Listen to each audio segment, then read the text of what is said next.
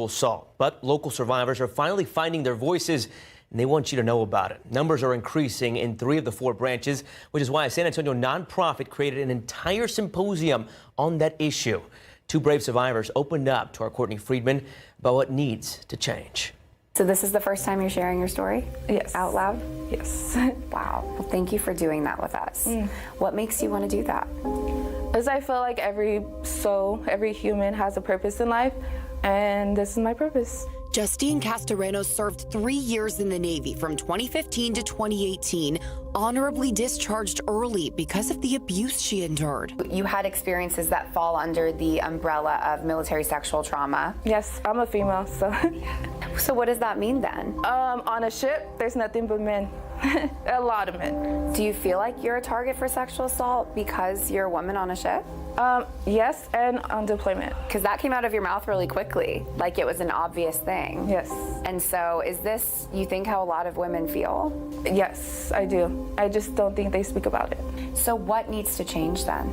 Awareness, and talk about it, share it. She also experienced violence from her superiors, who she said called it hazing. She held me down, he got his belt, and he just started hitting me. Ever since that day, it just continued. And it wasn't just with him, it was through the whole department. In 2021, the military did an overhaul of how it handles sexual assault, enacting programs and trainings.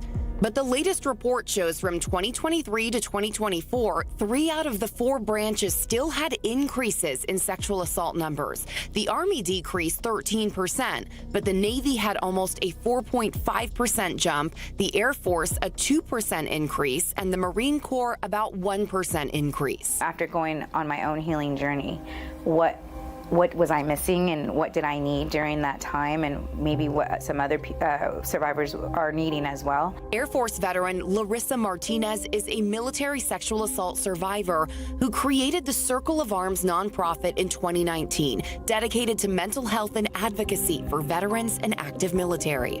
She says sexual assault in the military is a different kind of mental wound. We've trained with our fellow brothers and sisters in arms to be at war or to, serve side by side. What's it like to be in the military and not trust your brothers and sisters around you? Oh, it's definitely not good. That's why a majority of people end up separating earlier. And, my whole goal was to retire in the military, but because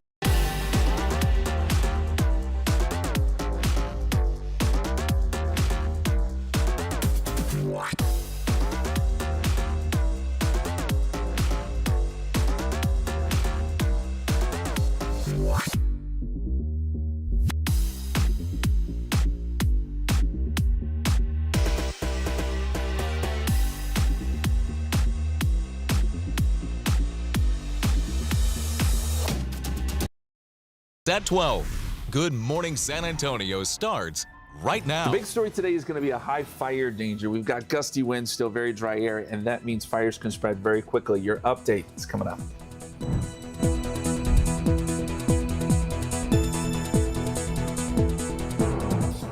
This morning, it's still packing winds of 120 miles per hour. We're going to show you its path today as it churns over Cuba.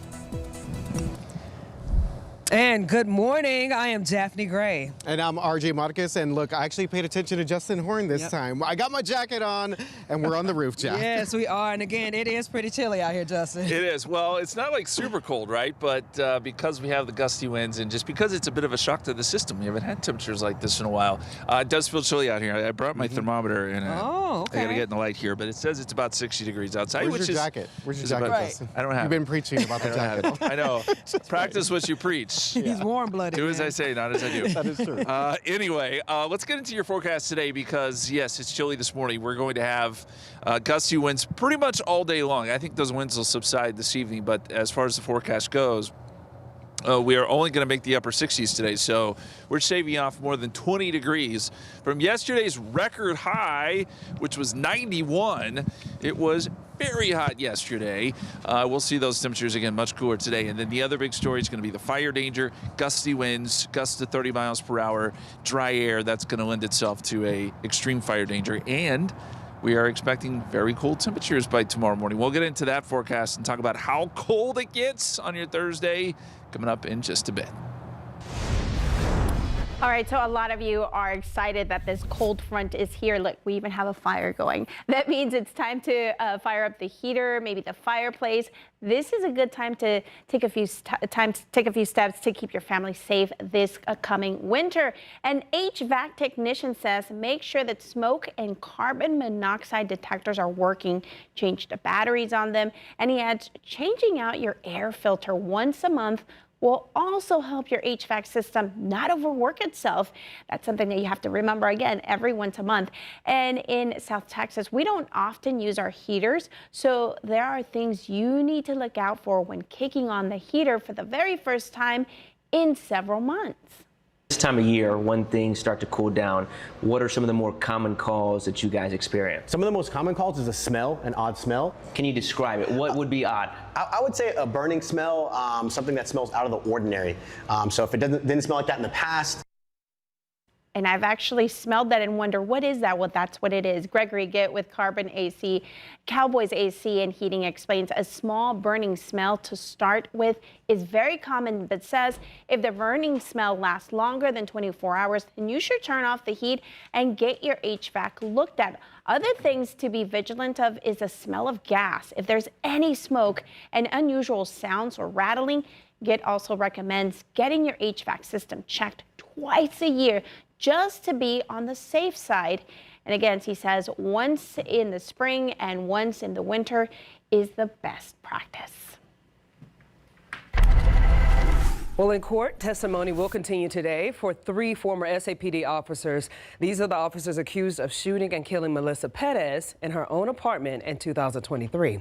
Now, new testimony shed new light on how SAPD filed a warrant to have the former officers arrested. The defense questioned the lead detective in this case, Ronald Soto. Earlier testimony from the medical examiner revealed that Perez had only been hit twice by bullets, despite more than a dozen rounds being fired. The defense asked Soto if he shared those details when he filed the warrant to have all 3 officers arrested: Eleazar Alejandro, Alfred Flores, and Nathaniel Villalobos. When you walked that warrant, when you made your affidavit, did you include in the affidavit that you gave to a magistrate that it was impossible for all 3 of these officers to have committed murder? No, I didn't. You didn't. You didn't tell the magistrate at all that there were only 2 gunshot wounds in Melissa Perez? I did not. The 3 officers were arrested 16 hours after the shooting, but it wasn't until months later that it was discovered the bullets that hit Perez were from the guns shot by Flores and Alejandro, not Villalobos. All 3 men face up to life in prison if convicted. And testimony is expected to continue this morning. We are live streaming this trial on all of our streaming platforms. Catch it at KSAT.com. And this morning, it's going to be 8 years probation for the woman who was caught on camera hitting her puppy several times. 23-year-old Havana Miller had accepted a guilty plea back in September after pleading no contest to a 3rd-degree animal cruelty charge. In addition to her probation, a Bexar County judge said that Miller must complete 150 hours of community service and pay a $2,000 fine. She also is not allowed to own any pets. Animal Care Services says the 3-month-old poodle Miller was seen hitting in that video has since been adopted. And we are days away from the suspension of SNAP benefits, and a number of families will be looking at other resources, including church food pantries. SNAP provides a government subsidy to help families buy groceries. On November 1st, the government is suspending that benefit. Now, the food pantry administrator at the King of Kings Lutheran Church says last week, even before SNAP benefits stopped, they had to turn away 20 cars. She says it's going to take more donations and volunteers to keep going. It's a matter of faith. You know, we're praying for more volunteers. And of course, if we can increase, we're going to pray for a little more money. As he said, that the Kings of Kings Food Pantry has an emergency backup supply, but says that it could go quick due to high demand. Okay, we have the Raul Jimenez Thanksgiving dinner coming up, and at the kickoff event, we got the opportunity to speak with Mayor Gina Ortiz Jones, and she told KSAT that CPS Energy and SAWS are stepping up to help federal workers and those who are on SNAP benefits as well. SAWS says that it will work with customers affected by the current government shutdown, and customers should call SAWS customer service for help. CPS Energy says that you can also call their assistance line or follow a link to their website to a program that is called Assistance Finder. There is some relief. Folks should reach out to SAWS. They should reach out also to CPS.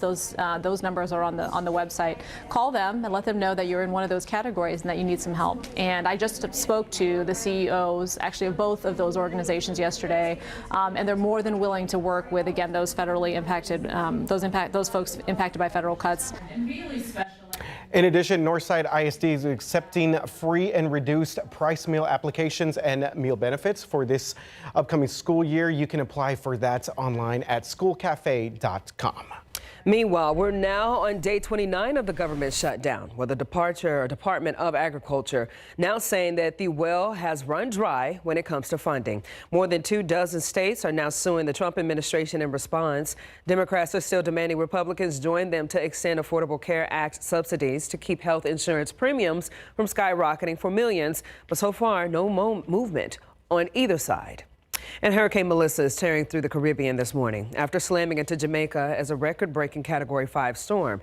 Winds hit 185 miles an hour, ripping off roofs, flooding streets, and knocking out power across the island. The Prime Minister has declared a national disaster, saying that it could be days before they know the full extent of the damage. Melissa now heading toward Cuba as a Category 4, with the U.S. and other aid groups already mobilizing to help. And NASA's X-59 supersonic but quiet jet soared over Southern California desert in the first test flight of an experimental aircraft designed to break the sound barrier with little noise. Now that's paving the way for faster commercial air travel. The explosive like sonic boom is why commercial supersonic flight has been banned over the U.S. The supersonic Concorde flew for decades until it was retired in 2003 due to high overrating cost and fading demand. It only allowed to hit supersonic speeds over the ocean. Aviation experts say that the X-59 without that deafening sonic boom could be a game changer.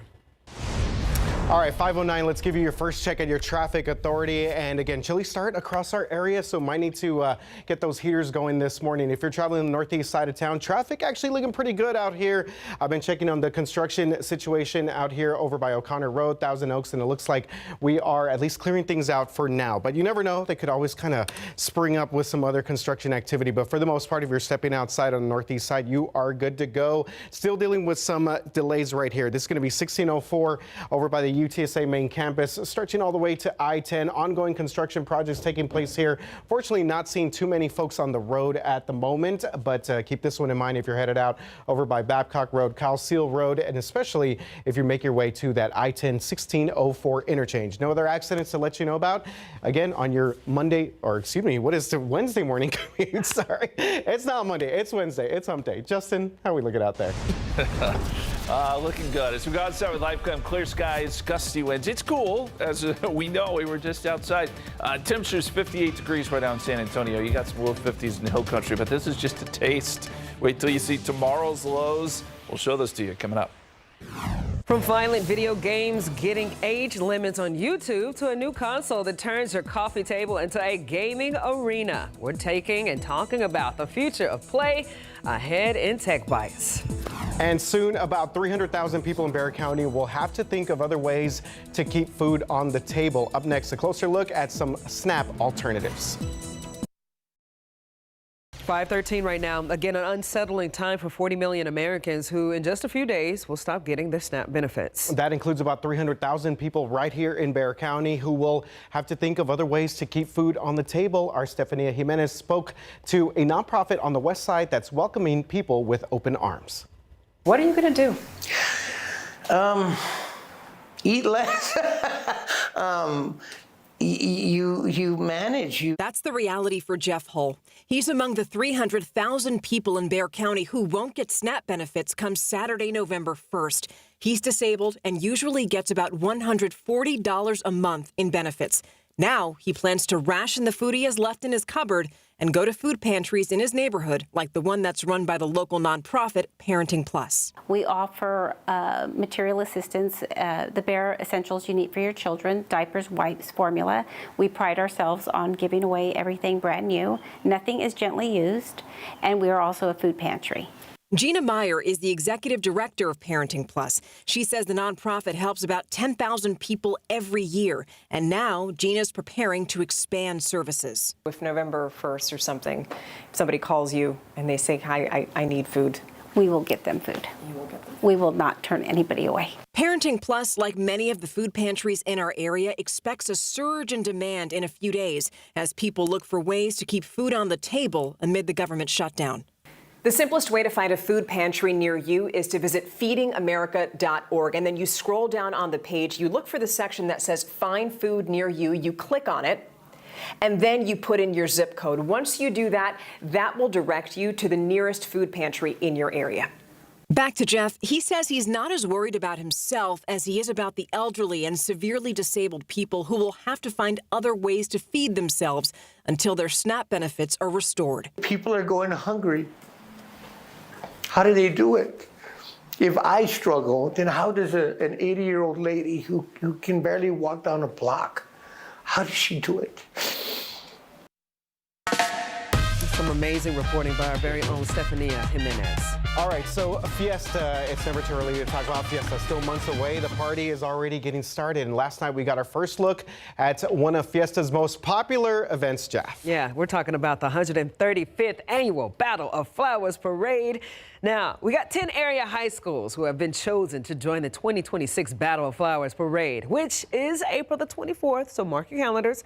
The theme is From Pages to Possibilities, with books as the backdrop for storytelling, imagination, and dreams as they leap off the page, take flight, and bloom into vibrant flowers-filled wonders. Now, over 100 area high school students gathered to participate in the big reveal and the unveiling of 10 school floats that carry the theme Where Imagination Blooms, which is celebrated as a parade within the parade. It's such a unique opportunity to just come and enjoy with the community, with people like-minded like me, and just share and express all the feelings that I have for my school. Now, they also unveiled the 2026 Battle of Flowers medal last night, and it will feature an open storybook with butterflies coming off the page. Beautiful. All right, yes, cannot believe we're already talking about Fiesta, but of course we do need to get through the fall and also the winter months as well as we take a look there. All right, thank you. Jumping into the screen here real quick. Okay, that's actually some research I was doing for a story that we have coming up in just a little bit about construction taking place over by Project Marvel and the Spurs Arena proposed site. So let's give you a look here at the situation here. 35 at 37. This is going to be downtown where we've been kind of monitoring some overnight construction here. Been dealing with this for the past couple of days or so.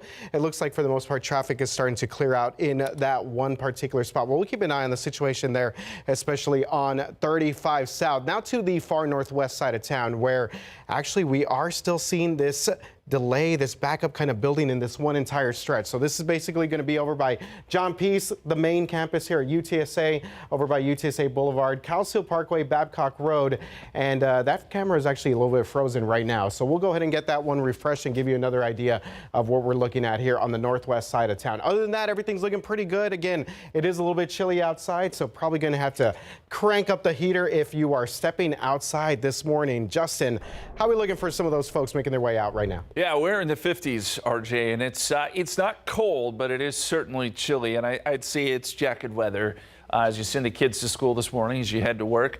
Temperatures are in the 30s in the Panhandle, 35 in Amarillo, 36 in Lubbock, so you can see where some of the coldest air in the state is. But yeah, we're feeling it. That cold front came through, brought gusty winds yesterday, and those winds are still pretty strong at this hour. 58 degrees at the airport, northwesterly at about 10. But do know that this number is going to come back up. We're going to get some very gusty winds this afternoon. Right now, north at 15 in New Braunfels, 57 there, 59 in Converse, 54 in Bertie, and do expect these numbers to fall a little bit more before it's all said and done this morning. So we start off in the mid to low 50s, I think, windy, and then look for clear and gusty conditions at noontime, 63. We have that high fire danger this afternoon, especially I'd say from noon to roughly 4 o'clock. That's when winds will peak, and that's when we'll see our lowest humidity. Clear skies tonight, winds die down, and that will lead to some pretty chilly numbers by Thursday morning. This is the fire danger forecast today, and this is from the Texas A&M Forest Service.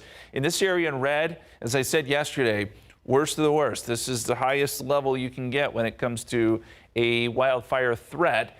And really, it's not so much that, we're just going to see a fire randomly start, but if we were to get a fire, say, there's a million reasons why that could happen, then it could spread very quickly. And that really is the big issue here for all those areas shaded in red. So a few reminders here: no outdoor burning, no tools that create sparks, don't toss cigarettes out the window, don't drag trailer chains, and don't park your vehicles in the grass. All those can lead to a quick spark or fire. Wind gusts over the next 24 hours. So this morning, again, 10 to 15. By mid-morning, we're talking 25 to 30. And then by the afternoon, we see peak wind gusts 30 to 35. Then once the sun goes down, these winds will quickly subside. And with light winds by Thursday morning, that is going to lead to these kind of numbers. 40 in San Antonio, 33 Fredericksburg, 36 Kerrville, 35 in Rock Springs. Really a cold morning. The coldest morning, by the way, we've seen since April. Now let's look ahead to trick-or-treating. I know there's a lot of kids that are very excited about Friday night. Sunsets at 6:48. Temperatures will be in the 60s. Honestly, really nice trick-or-treating weather. It'll cool down quickly, but that's what you would expect this time of year. So 72 Thursday, 75 Friday, 76 on Saturday. There is still a small chance of rain. I wouldn't let it interrupt your weekend plans too much, though. 72 Sunday, mid-70s next week, and still pretty cool morning. So this is a good-looking forecast. All right, those gusty winds this morning had me thinking about wind chills, one of my favorite topics. So my question to you guys: where was the concept of wind chill first developed? Was it in Canada, the United Kingdom, Antarctica, or Australia? You can go to ksat.com/polls, scan the QR code. Let us know what you think. I know it's at least two of those options. I mean, the two coldest, maybe? Right, that's what I'm thinking about. That's where the votes are right now. Right, okay, it is 5:21 right now, 58 degrees outside right now. YouTube's turning down the violence while a new tech console is bringing board games now to life. Up next, how the way we play is getting a whole new look. In today's Tech Bites, a new bipartisan bill is seeking to ban minors from using AI chatbots. The legislation in the Senate calls for AI companies to verify the ages of all users by requiring them to upload a photo ID. The move comes as safety advocates sound the alarm on the impact of chatbots on kids. And YouTube is expanding its age restriction policy in an effort to keep content with graphic violence away from children. The update will prevent accounts of users under 18 from watching video game scenes with mass violence, especially involving realistic human characters. Finally, Board is being called the first ever face-to-face game console. Its creator also came up with the Mirror Fitness system. They say it combines the best of traditional board games and video games. It comes with 12 games installed. Price starts at $500. Those are your Tech Bites. I'm Perry Russell. All right, 5:25 right now, 58 degrees outside. Goodwill San Antonio is lifting obstacles for people with disabilities to enter the workforce. I'm Daphne Gray, and coming up on GMSA, I'll introduce you to one woman who didn't let her disability stop her from being one of the top team members of the organization. Sales of chocolate and candy for the Halloween season will grow by about 3% this year. This Halloween, the scariest surprise isn't in your candy bag. Coming up at 6 o'clock. Why? It's going to be the price tag and which type of candy could actually save you a few bucks. Hump Day coming up on 5:30. Again, 58 chilly degrees outside. All right, so yes, we are finally feeling like fall on this Wednesday morning, as you've been predicting, Justin. Yes. Get the jackets out. There's a lot of people that are very happy about this. I don't know if I'm one of those. I am. Because I love warm weather, but for all of you that are rejoicing, I get it. It does feel very refreshing outside. I think that's a good term for it. 58 degrees right now in San Antonio, and we've got a lot of places in the low 50s up in the hill country. So these numbers are, yes, very fall-like, but I will prepare you for tomorrow because it's going to be much colder than this. We're talking low 40s, 30s on the map tomorrow morning. So just get ready. This is a sort of an appetizer, if you will. But yes, pack the jackets with the kiddos today and keep them out for tomorrow. Wind gusts right now, gusting to 21 here in San Antonio. We've seen some gusts up to 30 miles per hour in Rock Springs. So on the order of 20 to 30 with those gusts. These numbers will pick up as the day wears on. And with those gusty winds, we will see a pretty high fire danger by this afternoon. It is significant. 63 by noontime, 66 at 2 o'clock, a high temperature today of only 68. Keep in mind yesterday we were at a record high of 91. So this front did make some pretty big changes for us. What do we have ahead of us? Trick-or-treating, of course. We'll look at that forecast. We're going to check in on Melissa as it affects Cuba this morning. And we'll talk about a small rain chance this weekend coming up in just a couple minutes. Jeff. Uvalde CISD has now released thousands of more documents related to the Robb Elementary School shooting in 2022. It's more than 45,000 pages to be exact, which includes safety and security meeting notices and personnel files. Our team reading through those documents for you, of course, and breaking down all of that information. You can head to KSAT.com to learn what we know so far. And this morning, a man is dead as a result of an apparent love triangle. Let's break this all down. This all happened at the Starlight Motel on Fredericksburg Road yesterday, not far from Vance Jackson and I-10. That's where San Antonio police say that the man was in an argument with the mother of his children and her new boyfriend. At some point during that fight, the man was shot twice in the chest. He was taken to the hospital where he was later pronounced dead. We also know that 3 people were taken in for questioning. And we also want to remind you, if you or someone that you know is in a domestic violence situation, please get help. You can scan the QR code on your screen and it'll take you to a full list of free resources on our website. All right, the push to build a new downtown arena coming with a big price tag, and not for taxpayers just yet, but for the campaign itself. So the Win Together. I cannot think of, at least in the time I've been here and in previous years in San Antonio, to see so much money spent on a proposition. Yeah, the Win Together group, backed heavily by Spurs, has reported more than $7 million in contributions. Political science professor who you just saw right there, John Taylor, calls that astronomical for a local campaign. And most of that money coming straight from the team through checks and advertising support. Now, Prop B on the county portion of the arena deal is a crucial vote, and early polling showed a lack of support. The Spurs say that they're investing more to communicate the facts, while opponents say that they're relying less on money and more on shoe leather and door knocking to get their message out. I think we've done so much shoe leather, block walking and phone banking, talking to people all over town. I think that's much more effective than spending money on ads. Yeah, John Taylor suggested that the Spurs will really need to get out to vote. Coincidentally, though, at a rally last night, they arranged for trolley rides to poll sites. You have a few more days to vote early in the Bexar County. At least 88,000 people have done so already. The last day to early vote is Friday, October the 31st. You got a couple more days. Polls will be open from 7 a.m. until 7 p.m. Okay, all eyes are on the Federal Reserve this morning because in just a few hours, the central bank is expected to announce it's cutting the key interest rate. And as we head into November, economists predict a second cut is not far away. As we await today's announcement, if you have credit card, loans, and a savings account, another recent cut by the Fed short-term interest rates could already impact your next statement. In September, the Fed announced a 1/4-point interest rate cut. But what does that mean for you? Can you save a little more money?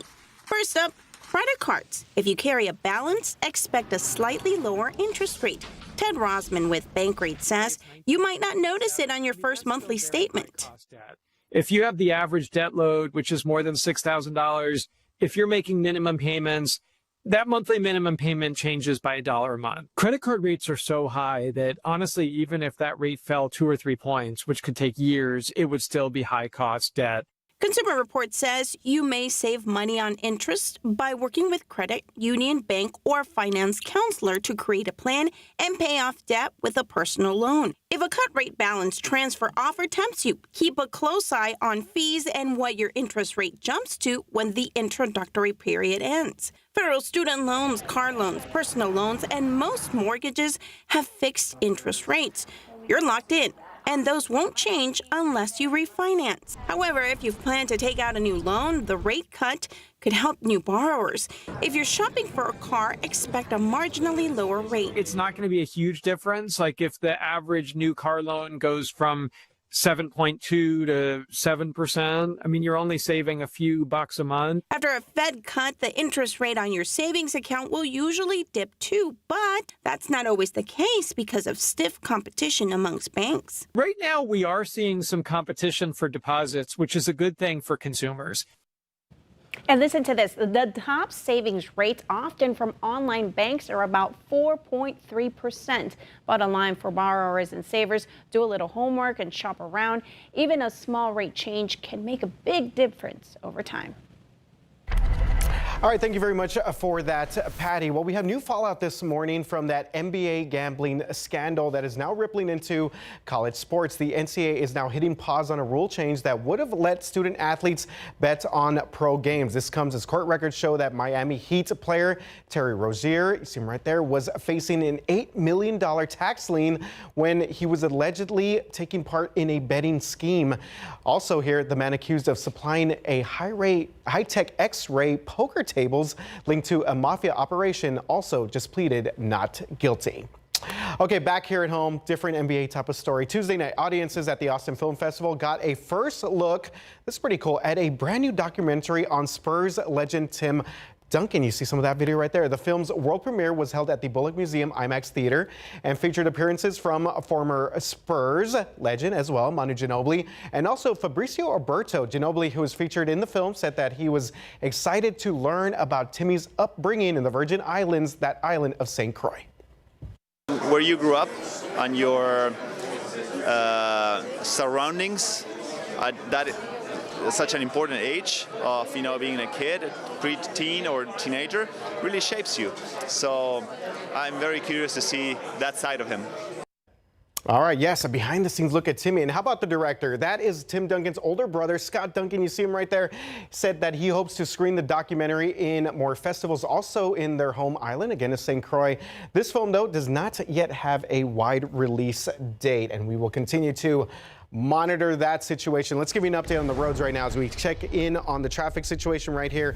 This is going to be the northeast side. Weidner Road, we are in the process of clearing some things out from overnight, so good news for our drivers on the northeast side. No major issues there at the moment. So if you're about to step outside, things are looking okay along 35 for the most part. This part of 35, though, seeing some overnight construction. Traffic is starting to clear right there, 35 at 37. That's going to be in the downtown area. And one more quick update as we get you back over here, 35 at Schertz Parkway. Traffic is looking good there as well. Let's check in with Alex right now for a look at Drive Cam and see. Yeah, good morning, RJ. Well, there's no worries for the east side either. I'm on 35 northbound right near Bamsey, and there's no crashes in the area, RJ. All right, thank you very much, Alex. We will continue to monitor things because Justin's feeling a little bit cooler out there today. It is.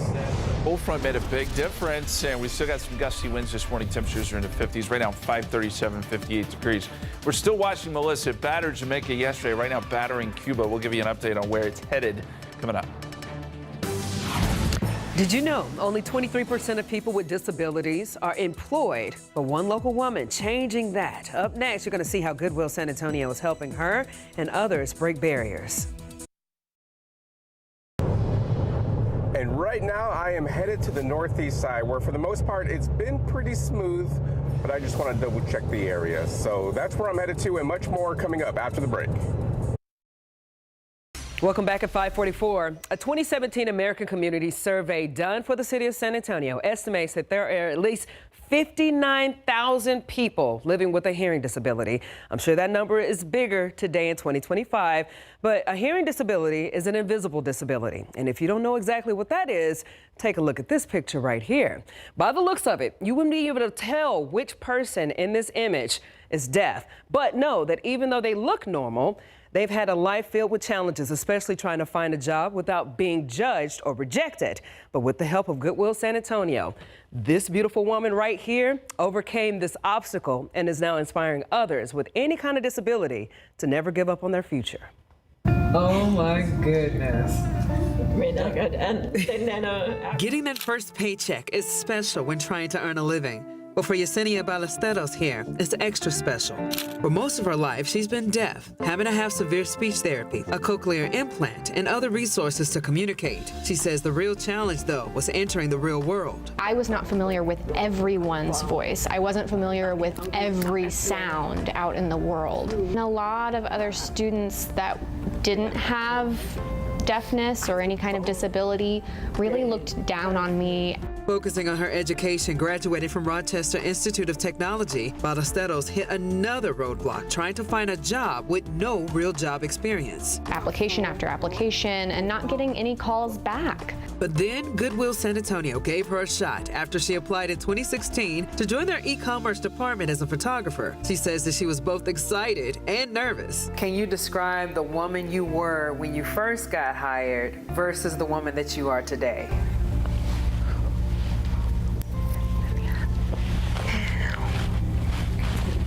Oh my gosh, completely different women, complete opposites. She says she's confident today and more capable than ever because of her lived experience of being deaf, and hopes her experience inspires others with disabilities to get into the workforce. Don't worry about what other people are thinking about you or other people's stereotypes or negative assumptions. You just focus on what you're doing and do the work. The Ballesteros also had something to say to all of our employers out there. She asked that they simply give the opportunity for people with disabilities to prove themselves. Now, of course, you can find out more on her story and a link to job opportunities through Goodwill on this article at KSAT.com. All you got to do is go to KSAT.com and search disability employment. All right, good stuff there, Jeff, and I love to see kind of that intersection of helping some folks out, and also Day of the Dead, Dia de los Muertos, as we continue to get ready for that. I-10 at 1604, traffic starting to clear out after some overnight construction, so it looks like everything around the UTSA main campus is going to be good to go if you are headed out there this early in the morning. I don't know, maybe some kids headed out to the HEB out there over by Babcock Road, so it looks like things are good out there right now. I-10 WW White Road, we did have reports of a disabled vehicle in this area, but it looks like traffic for the most part is moving along, so no major issues there. Also, no major issues on the northeast side of town, so that's good. Quick check of our downtown area, 35-37 starting to clear out a little bit, and we're going to keep an eye on this because, of course, this caused a major bottleneck yesterday. This was basically that traffic construction on 35 north from Martin to McCullough, so we'll keep an eye on this situation and give you more updates as we get them. Let's check in with Alex right now and see how things are looking in Drive Cam. Alex? RJ, good morning. Well, that downtown situation, yesterday I was in that. It took me 2 hours to get through that coming down from I-10. So, yeah, it wasn't pretty. I hope today's a little bit better and people have their alternate route set in place. But take San Pedro if you can. That would be a good alternate route if you need to go through the downtown area or get another way to I-35 northbound, RJ. Okay, good advice there for my man Alex Gomez. Okay, Justin. Whew, chilly outside, crisp. Just different, right? It has been so long since we've seen this kind of air mass in place, and it's going to be a cool day. Very quickly, though, I do want to get you updated on Melissa, of course, ravaged Jamaica yesterday. Pretty interesting. It was Category 5 hurricane when it made landfall in Jamaica. The mountainous terrain of Jamaica weakened it some, but as it moved back out over the water last night, it re-intensified and then made landfall again early this morning as a Category 3 hurricane in Cuba. So this is going to do quite a bit of damage here around Cuba. Now, this is pretty mountainous, too, so I suspect that Melissa will weaken once again before re-emerging and moving towards the Bahamas later today. It has now picked up speed. It's moving northeast at about 12, and the latest track takes it through the Bahamas as a Category 2 hurricane, and then all the way up to Bermuda. But this is going to move fast, so by Friday, it's already moving up in the colder waters and probably starting to fall apart at this point. So we'll say goodbye to Melissa, but boy, what a hurricane. And we're getting some of those pictures coming out of Jamaica now, and it does not look great. Outside here in San Antonio, 58 degrees. Northwesterly winds at about 10, 57 in New Braunfels, 59 Converse, still holding on to 60 at Stinson, but you'll see these numbers drop a little bit more this morning, I think into the low 50s before it's all said and done. Breezy to windy this morning, but winds actually do pick up a little bit more this afternoon. Clear and gusty at noontime, 63. We're only reaching a high of 68 today. Windy during the afternoon, and then I would say by dinner time winds will start to subside. But during that period in the afternoon when those winds are gusting 30 to 35, that fire danger is going to be significant around the area. Let me show you the forecast wind gusts. So we're going to fast forward here to noontime. There's your gusts, again, 30, 35 miles per hour. And then by 3 o'clock, we're still getting gusts probably up around 30. It's thereafter that we start to finally see these winds begin to subside. And then by tomorrow morning, you'll see these wind gusts basically go away. The winds will really lie down, and that will set the stage for some cold temperatures tomorrow morning. Let's look long term, though. The storm system that brought us the front quickly moves away, and for Friday, for Halloween, looks good. We do get a little system, though, that tries to push down into the area by Saturday. That brings in some clouds, so I think Saturday you'll see more cloud cover. The question is, will we see any rain? I think we will be on the far western edge of any rain that develops, but there is a chance we could see a couple showers develop along a boundary here, and then we'll get some cooler air again as we head into the second half of the weekend. So 72 tomorrow, but I will point out and note Thursday morning down to 40. The hill country will be in the 30s. And look for 75 Friday, 76 Saturday with a 20% chance of rain. We fall back, of course, early Sunday morning, and then we should be in the mid to upper 70s by next week. And don't let those allergies get to you either. Those gusty winds tend to kick up the pollen. All right, let's take a look at our Just Ask Justin question this morning. It has to do with wind chill. The winds got me thinking. So my question to you is, where was the concept of wind chill first developed? Was it Canada, the United Kingdom, Antarctica, or Australia? Go to ksat.com/polls, scan the QR code. Answer is in 1 hour. Okay. Seems obvious. Does it? He likes to throw a curve. See, now I'm thrown off. RJ, stop. 5:52 right now, 59 degrees outside. All right, coming up next, what happened to 48,000 UPS jobs? Drivers, warehouse workers, even managers all out as technology is taking over. We're going to break down who's left and what's next. 5:55 on your Wednesday morning. Well, this morning, UPS has handed out tens of thousands of pink slips this year. The company says that it's reduced its workforce by 48,000 employees since last year alone. That includes 34,000 drivers and warehouse workers. The remaining 14,000 job cuts affected management roles as well. The delivery company says it's benefited from implementing more automation and plans to hire fewer seasonal workers. And volunteer registration is now open for the 46th annual Raul Jimenez Thanksgiving dinner. Now, organizers who put on this San Antonio tradition are looking for folks to help prepare and serve meals. The dinner provides more than 25,000 Thanksgiving meals to people in need every year, but this year organizers are planning to feed closer to 30,000. We're going to do everything that we can to ensure that we have what we need so that we don't run out of food and that we do have a way to serve all those people that walk in the door. Now, the volunteer registration can be found on the Raul Jimenez Thanksgiving dinner website. Registration also open for people who would like a meal delivered. You can call 211 and select option 1 to sign up. Always look forward to that event. It's one of our traditions here and also benefiting the community there.